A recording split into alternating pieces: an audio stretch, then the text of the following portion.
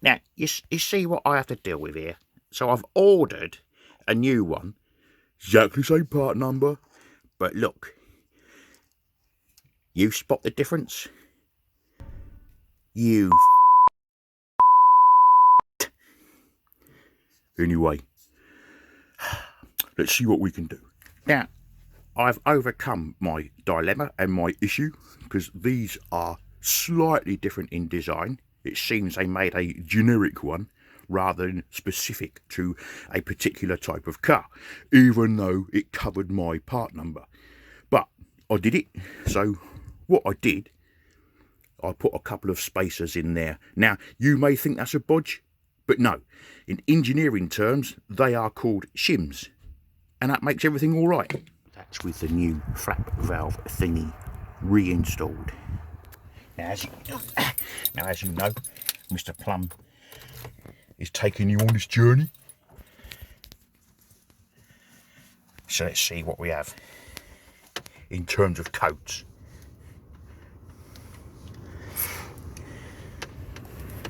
Read the codes, read the codes. Let's see how we can stiff Mr. Plumb this time.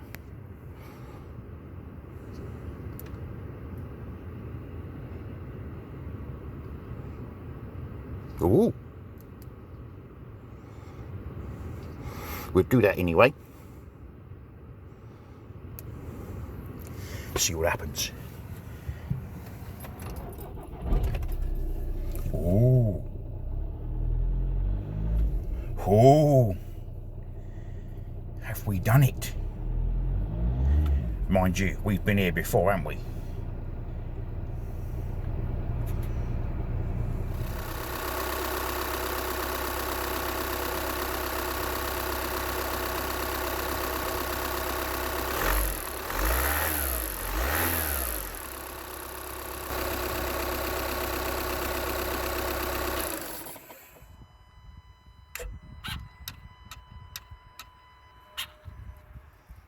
Now, I've taken the car for a long run, and I reset the codes, and they didn't come on again during the run. So, let's see how we go now. Fresh start. Will we get rid of that light? Oh! Oh! Oh, Mr. Plumb's getting excited. Wow. Right, I'm turning it off before it comes back on again. Back into the garage, Yoss. Ooh, Mr. Plumb is not convinced. So, I cleared the codes, turned the engine over a couple of times, no codes. Oh. Which was a delight to Mr. Plumb. So, and the upside is, I've proven that the new motor does work. It goes flip, flap, whereas if you recall, the old one went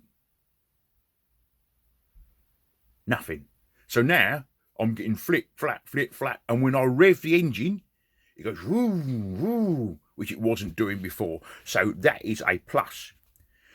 The unplus, or the negative, as we call it on this particular occasion, code came back. So, the new motor works, clears the code, 2 starts of the car, no codes. 3rd start of the car, code. So I think to myself, don't start the car 3 times. That's a little Plumb joke that you can take away with you. So cleared the motor again, cleared the codes, took it for a long run, took about a 30-minute run. No codes, nothing from the engine management light, no lights, nothing, 30-minute run. Car is as sweet as. Pulling away, went from automatic to manual with my little Tiptronic thingy. Whoosh, I go up the road. Smooth as a baby's bottom. And nothing. Come back, parks up, turns the engine off, waits for it all to click. Like it does. Engine back on. No codes. Mr. Plumb is very happy indeed. In his excitement, I stop the engine again, waits for it, turns it back on, code. P2015 code. So, what to do next? I'm thinking now it could be electrical, because it doesn't always happen. If it was mechanical, there'd be a code every time I switch the engine on, but there isn't. So I'm going to have a little delve around the electrical route and see if we have a short somewhere, because if it was mechanical, as soon as you start the engine, the ECU would say, "No, son, I'm not having any of that. My flap's in the wrong place." But it doesn't always do it. So that's the battery back in the Z3. That's all happy, singing, dancing now. The new motor is now back in the Skoda. I'm getting confused with my cars now.